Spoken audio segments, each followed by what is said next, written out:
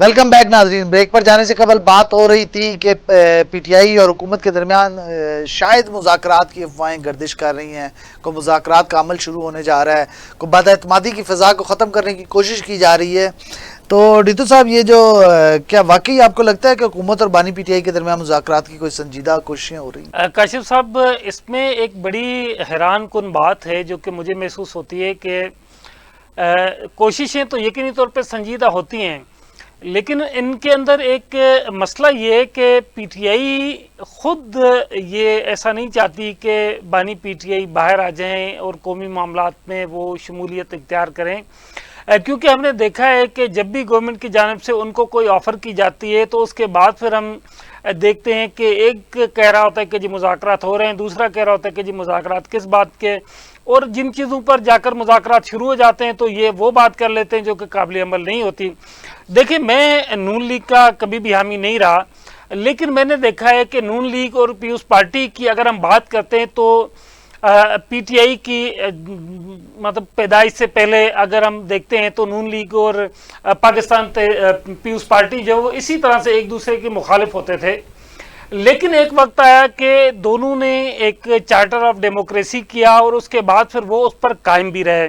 اس وقت بھی اگر ہم بات دیکھتے ہیں تو ہمیں مختلف جگہوں پر الگ الگ چیزیں نظر آتی ہیں, جیسے سندھ اور پنجاب کے معاملات پہ اگر آپ دیکھتے ہیں تو پنجاب میں نون لیگ کی گورنمنٹ ہے, سندھ میں پیپلز پارٹی کی گورنمنٹ ہے, ان کے درمیان کافی سارے ایشوز پر ایک دوسرے کے اختلافات بہت زیادہ ہیں اور اس پر دوبارہ وہ چیزیں ہو جاتی ہیں, لیکن اس پر وہ پھر مذاکرات کرتے ہیں, کہیں نہ کہیں جا کر وہ معاملات سیٹل ہو جاتا ہے. تو اس سے یہ ثابت ہوتا ہے کہ نون لیگ اور پیپلز پارٹی کم از کم اس حد تک تو ہیں کہ وہ اگر کسی معاملات پہ مذاکرات کرتے ہیں تو کوئی نہ کوئی رستہ نکال لیتے ہیں.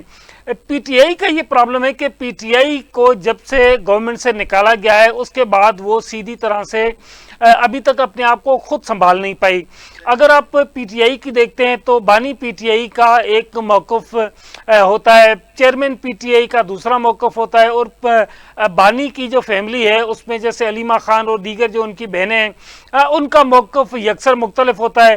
اور اگر ان تمام لوگوں کا کوئی موقف ایک جگہ پر یکجا ہو جائے تو ان کے جو سوشل میڈیا ایکٹیوسٹ ہیں ان کا موقف بالکل مختلف ہوتا ہے, وہ ان کی اپنی پارٹی کے جو رہنما ہیں ان کو آڑے ہاتھوں لیتے ہیں. اس طرح سے دیکھیں, اس وقت ہم نے ایک دیکھا تھا کہ شیر افضل مروت جو کہ ایک پروگرام کے بعد اچانک ہیرو بن گئے, اس کے بعد ان کو ایم این اے بنا دیا, حالانکہ پاکستان تحریک انصاف کے بہت سارے سینئر کارکنان موجود ہیں جنہوں نے بڑی قربانیاں دی ہیں, جنہوں نے کبھی پارٹی نہیں بدلی, ان لوگوں کو وہ مواقع نہیں مہیا کیے گئے جو کہ شیر افضل مروت نے ایک پروگرام میں بانی کے حق میں کچھ چیزیں کر لیں, اس کو ان کے سوشل میڈیا ہینڈلرز نے اٹھا کر ہیرو بنا دیا, اس کے بعد اس کو مرکزی قائدین میں جگہ مل گئی.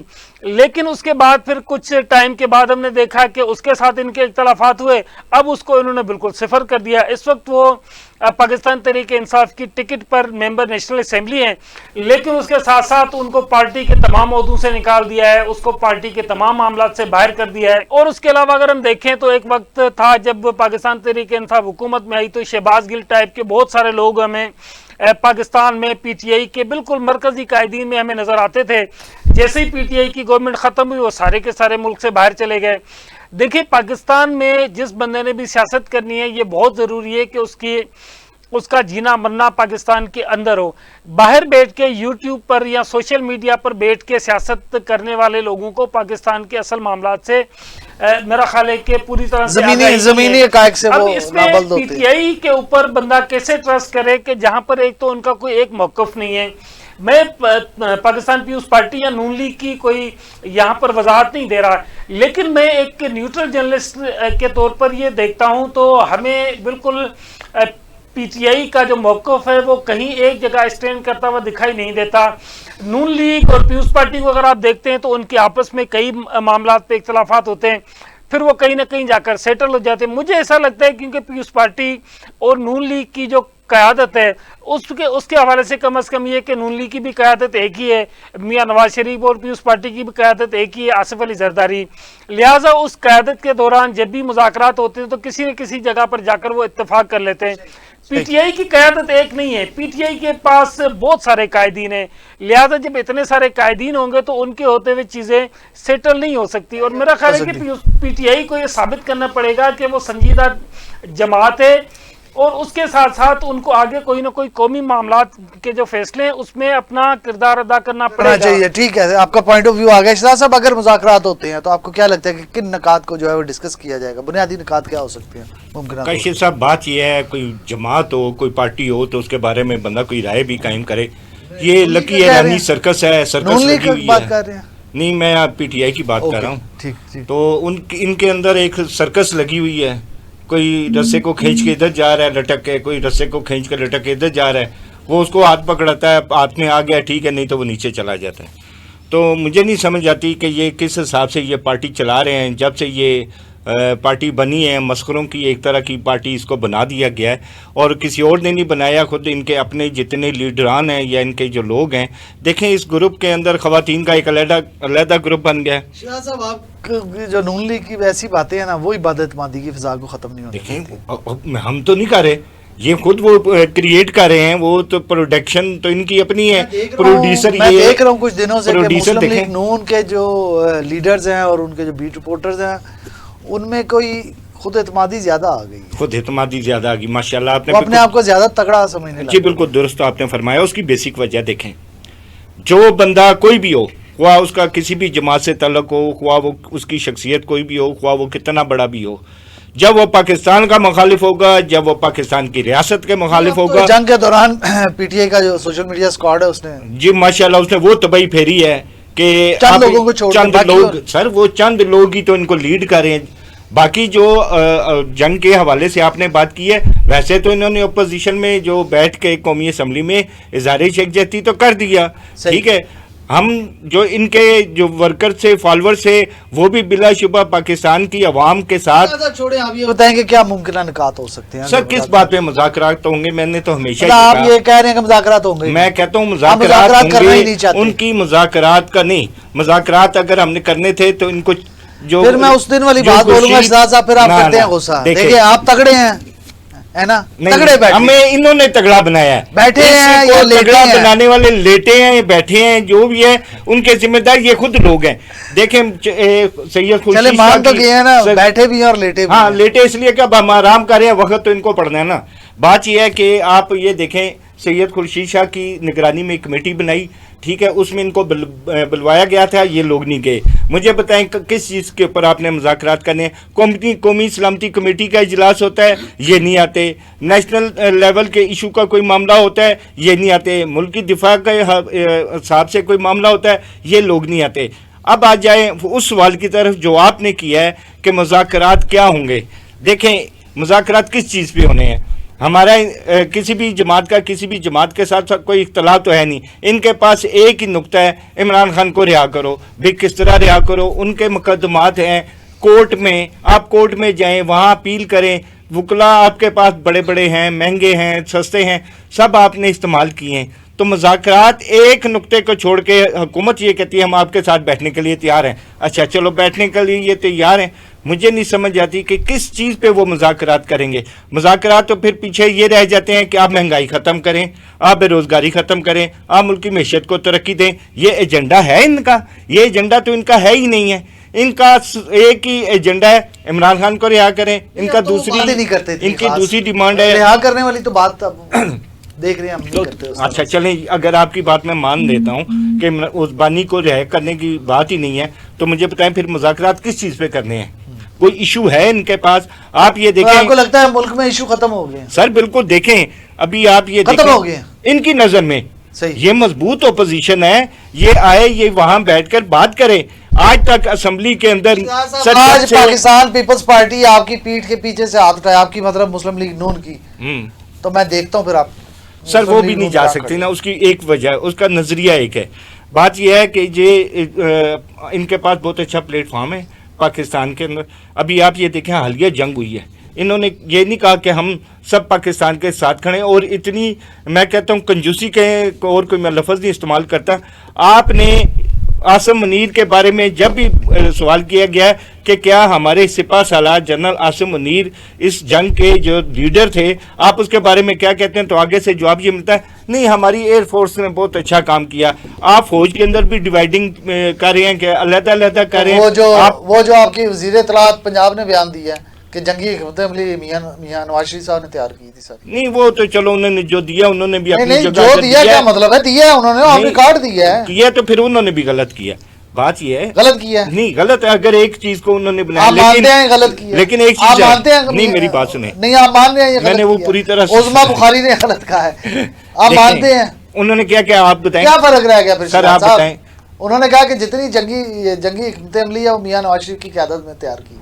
क़यादत में हुई है ना, अगर क़यादत उन्होंने ये तो नहीं कहा कि उन्होंने बनाई है, क़यादत कहने का मतलब उनका यही था सर, क़यादत तो कोई भी कर सकता ना। मास्टर प्लान उन्हीं का था। मेरी बात सुने, आज अल्लाह पाक की मेहरबानी के बाद जो उस आज लोग कहते हैं जी मियां नवाज शरीफ जंग के ऊपर खामोश है, जो लोग जिन लोगों का काम बोल रहा होता है ना वो खुद लोग नहीं बोलते। तो बात ये, मेरी बात सुने, कमाल करते हैं। नहीं कमाल नहीं किया मैंने, कमाल तो ये लोग कर रहे हैं जिन्होंने ये सारी किया मामला खड़ा किया है। आप ये देखें कि इन लोगों की ये हालत है, ये इनके लिए मुल्क अजीज नहीं है, ये तो शुक्र करें। अच्छा, इस बदएतमादी की फिजा को कैसे खत्म कर सकते हैं? इस बदएतमादी की फिजा को इस तरह खत्म किया जा सकता है, ये जरूर लोग बैठें अपने बानी पीटीआई की रिहाई का भी मुतालबा करें, लेकिन सिर्फ एक पॉइंट को नुक्ता नजर बना के आप मुल्क के दीगर मसाइल को मत छोड़ें।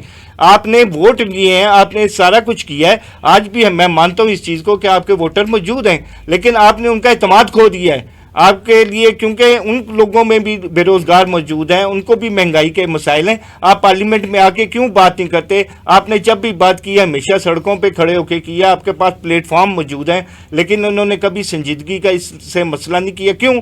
उसकी वजह यह है हर आदमी यही चाहता है। इश्ताज़ साहब मान लेते हैं अगर मुज़ाकरात हो जाते हैं, चले हम एक लम्हे के लिए मानते हैं कि मुज़ाकरात हो जाते हैं, को पॉइंट्स रखती हैं दोनों पार्टियां अपनी तरफ से, तो क्या आपको लगता है इसका कोई रिजल्ट निकल पाएगा? सर जरूर निकलेगा, सिवाय एक पॉइंट के, क्योंकि वो पॉइंट हुकूमत के बस में नहीं है, बानी पीटीआई की रिहाई का। बस इसके बाद अगर उनके पास कोई मुतालबात हैं वो टेबल पे ले आए। यही तो उस खुसूसी कमेटी में भी यही होता रहा ना, सैयद खुर्शीद शाह साहब की जो बनी थी कमेटी, उसमें भी यही कहा था कि आप चार्टर्ड ऑफ डिमांड जो है वो उसमें पेश करें। साहब चलें, मैं आपका पॉइंट ऑफ व्यू आ गया, मैं ज़रा डितू साहब से पूछ लूँ। डितू साहब, ये जो अंदरूनी सियासत है पीटीआई की, उसमें इख्तलाफात सामने आ रहे हैं। ये जो अलीमा खान ने कहा कि मुज़ाकरात को उन्होंने रद्द करने का जो है कहा है, इसका मतलब क्या है कि पीटीआई के अंदर भी कोई तकसीम दर तकसीम शुरू हो चुकी है? देखिए, पीटीआई का पहले दिन से प्रॉब्लम इमरान खान के बाद सिर्फ और सिर्फ क़यादत का है। हर बंदा अपने तौर पे कायद बना फिर रहा है और अपने अपने फैसले वो खुद करता है। नतीजा ये एक पार्टी नहीं रही। और जहाँ तक मेरी समझ है तो मुझे ऐसा लगता है कि गवर्नमेंट को यही चीज़ें सूट करती है, अगर क्योंकि उनके पास नौजवानों की एक बहुत बड़ी स्ट्रेंथ है।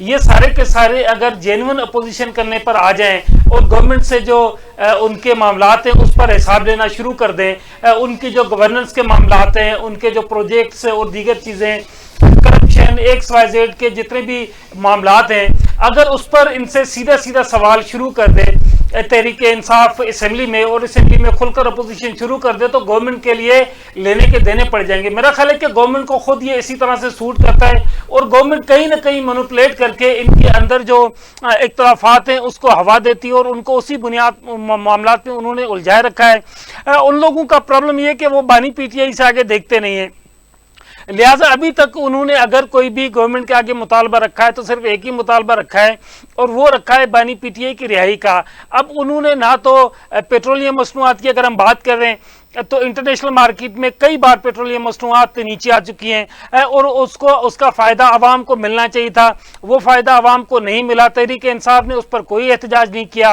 अब देखें, उसके हवाले से प्राइम मिनिस्टर ने कहा कि जी इसमें जो पेट्रोलियम मसनूआत की कीमतें कम हुई हैं, इसमें जो पैसे बचेंगे वो हम बलूचिस्तान में लगाएंगे, और कल को अगर आलमी मार्केट में पेट्रोलियम मसनूआत की कीमतें बढ़ जाएं तो बलूचिस्तान में जो ये प्रोजेक्ट चल रहे हैं फिर सारे बंद कर देगी गवर्नमेंट, नहीं करेगी। अब गवर्नमेंट ने मतलब एक से बढ़कर एक और ایک سے نکل کے دوسرا بہانہ، اس طرح سے بہانوں میں یہ گورنمنٹ چلا رہے ہیں. اور اس کے ساتھ ساتھ پی ٹی آئی نے ان کو بہت اچھا موقع فراہم کیا ہوا ہے کہ وہ قومی ایشوز پر بات ہی نہیں کرتے.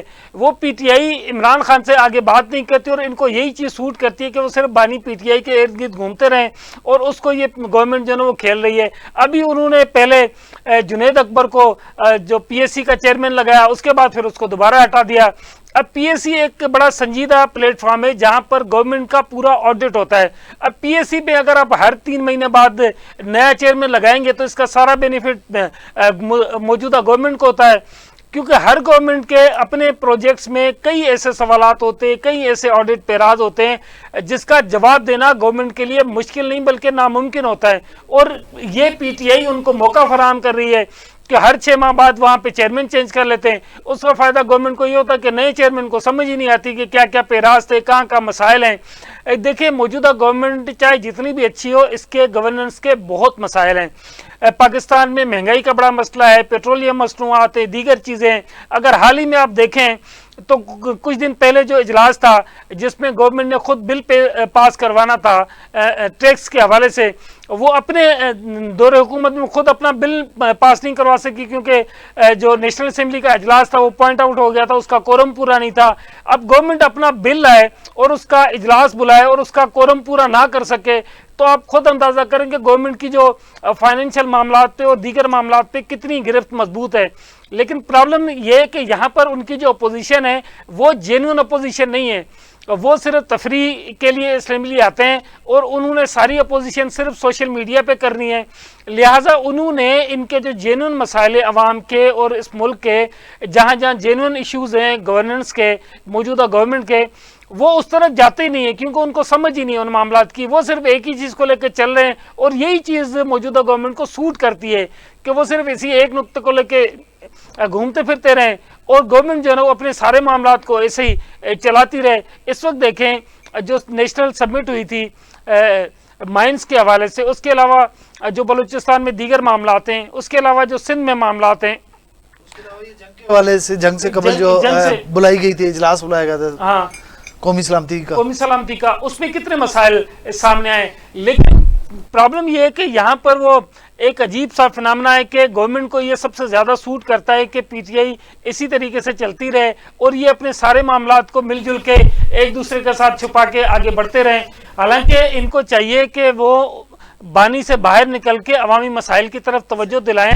بہت سارے مسائل ہیں اور بہت مسائل ہیں. ٹھیک ہے، آپ کا پوائنٹ آف ویو آ گیا. شہزاد صاحب کی طرف ذرا جاؤں گا. شہزاد صاحب، یہ جو ہم دیکھ رہے ہیں کہ کے پی کے حکومت کی جانب سے عمران خان سے جو ہے بانی پی ٹی آئی سے عملی طور پر جو لا تعلقی تھوڑی سی اختیار کی جا رہی ہے، اور کیا لگتا ہے آپ کو کہ تحریک انصاف بانی پی ٹی آئی کی جگہ کوئی نئی قیادت لانے کی کوششوں میں مصروف ہے، یا پھر کوئی عمران خان کی غیر موجودگی میں جو ہے پارٹی کی سمت کا تعین کیا جا رہا ہے؟ دیکھیں بات یہ ہے کاشف صاحب کہ بڑا سنجیدہ ماحول تھا، بڑی سنجیدگی کے ساتھ سارے معاملات چل رہے تھے، مگر مسئلہ یہ ہے کہ ان کا جو بانی پی ٹی آئی ہے وہ خود کنفیوز ہیں.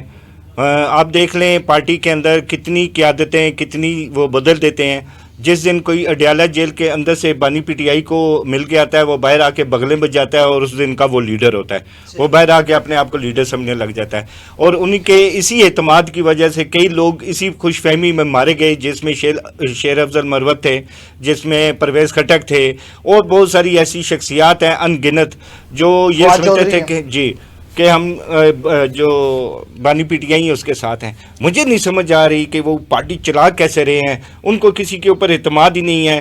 ابھی آپ کے یہاں ایک گیسٹ تھے، بڑے محترم تھے چودھری صاحب، انہوں نے بھی کہا تھا کہ یہ جو جنید اکبر آئے ہیں یہ بڑے اب مضبوط کینڈیڈیٹ ہیں عمران خان کے، اور یہ ہے وہ ہے، یہ چونکہ ان کا تعلق خیبر پختونخوا سے ہے. تو میں نے تب بھی کہا تھا کہ سر یہ بھی تھوڑے دن کی بات ہے. تو وہی دیکھ لیں ان کو کوئی لیڈر ایسا، ہر وہ آدمی جو ان کی پارٹی کے اندر سنجیدہ بیٹھا ہے، وہ پارٹی کے لیے کچھ کرنا چاہتا ہے، اس کو اٹھا کے یہ باہر پھینک دیتے ہیں. اچھا اب ان کے ساتھ کیا معاملہ ہوا ہے. دوسری جانب میں ایک چیز آپ کو بڑی واضح سے بتاؤں، پی ٹی آئی کا 80 से 90% जो इनका वोटर सपोर्टर था वो इनसे मायूस हो चुका है। वो इनके लिए अब सड़क पे आके मार खाने के लिए तैयार नहीं है, क्योंकि वो अपनी लीडरों के जो है ना मुख्तलिफ बयानात से बेजार हो चुका है। उन्हें समझ ही नहीं आ रही हमने करना क्या। अभी आप ये देखें, फौज ने मार का मारा है, अब उनका जो वोटर और सपोर्टर है वो कंफ्यूज बैठा है, बड़ी टेंशन में बैठा है कि मैंने फ़ौज को ये हक में नारा लगाना है नहीं लगाना, मैंने फ़ौज को मुबारकबाद देनी है नहीं देनी। ऊपर से रही कई कसर जो थी वो भारतीय चैनल ने निकाल दी। उन्होंने इनके बानी पीटीआई के बारे में एक खबर चलाई थी, उसके ऊपर भी वो जो उनकी यूथ है वो कंफ्यूज है कि अगर हम भारतीय मीडिया की खबर को सच मानते हैं तो अपने बानी पीटीआई की जो है वो जिल्लत होती है, और अगर हम उसकी तरदीद करते हैं तो फंस जाते हैं। तो वो इस तरह की ये उलझी हुई पार्टी है कि उनको समझ नहीं आती कि हमारी डायरेक्शन क्या है। और वाकई अगर आप मुझसे पूछे ना कि इस पार्टी का क्या मामला है, तो मैं आपको ये कहूँगा सर, ये इस पार्टी की सिमत ही कोई नहीं है। इनको अपनी डायरेक्शन ही नहीं पता, हमने कहाँ जाना है कहाँ नहीं जाना। आपका पॉइंट ऑफ व्यू आ गया। मैं आखिरी 1 मिनट है डितू साहब से पूछ लूँ। डितू साहब, जैसे शहजाद साहब ने कहा, बड़ा अच्छा पॉइंट रेज किया इन्होंने कि अवामी सतह पर पीटीआई की मकबूलियत में वाज़ेह कमी हुई है। तो आपको क्या लगता है कि वाकई अवामी सतह पर पीटीआई की मकबूलियत में कमी वाक़या हुई है? देखिए, पीटीआई का प्रॉब्लम सारा ये कि उसकी जो अवामी मकबूलियत थी उसमें मेरे नज़र में उसकी अवामी मकबूलियत में कमी नहीं आई है। प्रॉब्लम सारा ये कि जिस बुनियाद पर लोगों ने इनको वोट दिया था, जिस तरह लोग निकले थे जिन्होंने इनको अपना एक हीरो और निजात दहिंदा समझा था, तो वो लोग थोड़े से इनसे मायूस हुए हैं क्योंकि संजीदा क़यादत ये कर नहीं सके, क्योंकि इनके साथ जो ज़्यादातर लोग थे वो सारे नौजवानों पर मुश्तमिल थे।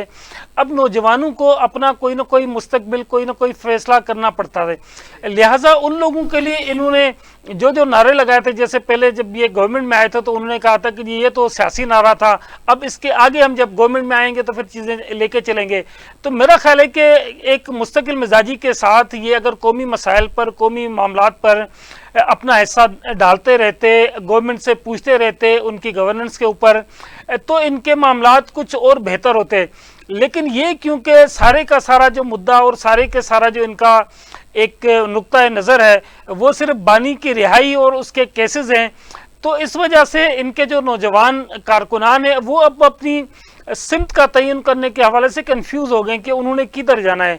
मेरे पास प्रोग्राम का यहाँ वक्त ख़त्म हो गया। आपने बड़ा अच्छा डिफ़ाइन किया। आपने शहजाद साहब आपका बहुत शुक्रिया, डितू साहब आपका बहुत शुक्रिया। आपने बहुत अच्छा यौम तशक्कुर को भी डिफ़ाइन किया, और उसके अलावा आपने दोनों मेरे दोस्तों ने जो है वो पीटीआई की अंदरूनी सियासत और उसकी मुज़ाकरात की सूरत-ए-हाल पर भी रोशनी डाली। जाते जाते सिर्फ अपने नाजरीन से यही कहना है कि जो जंगें हैं वो सिर्फ मैदानों में नहीं लड़ी जाती, बल्कि इसके बाद हर शोबे में तामीर व इस्लाह की एक जंग शुरू हो जाती है। और आज का दिन सिर्फ शुक्र का नहीं बल्कि खुद एहतसाबी का भी दिन है। दफाई एकतमली से लेकर मुआशी पॉलिसियों तक हर सतह पर जो है नए फैसलों की ज़रूरत है। जहाँ एक तरफ कौम जंगी जो है वो कामयाबी पर खुश है, वहीं अवामी नुमाइंदों और सियासी क़यादत से अमली इक़दामात की भी उसको तवक्को है अब। और अगर सियासी क़ुव्वतें वाकई मुज़ाकरात की राह पर आ रही हैं तो ये लम्हा है कि कौमी यकजहती का, ना कि सिर्फ सियासी फ़ायदे का। सवाल ये नहीं कि फ़तह के बाद क्या हुआ, सवाल ये है कि अब क्या होगा, और क्या ये मुल्क तरक्की, इंसाफ और इस्तेहकाम की जानिब बढ़ेगा, या हम फिर से तकसीम, बेयकीनी और ना तमाम वादों के गिर्द घूमते रहेंगे। हमने कोशिश की है कि जो आज का पैगाम है यही है कि जश्न मनाएं मगर ज़िम्मेदारी के साथ। कौम जीत चुकी है, अब क़यादत को अपनी बारी दिखाने की अशद ज़रूरत है। इसके साथ ही अपने मेज़बान राजा काशिफ को इजाज़त दीजिए। अल्लाह हाफ़िज़।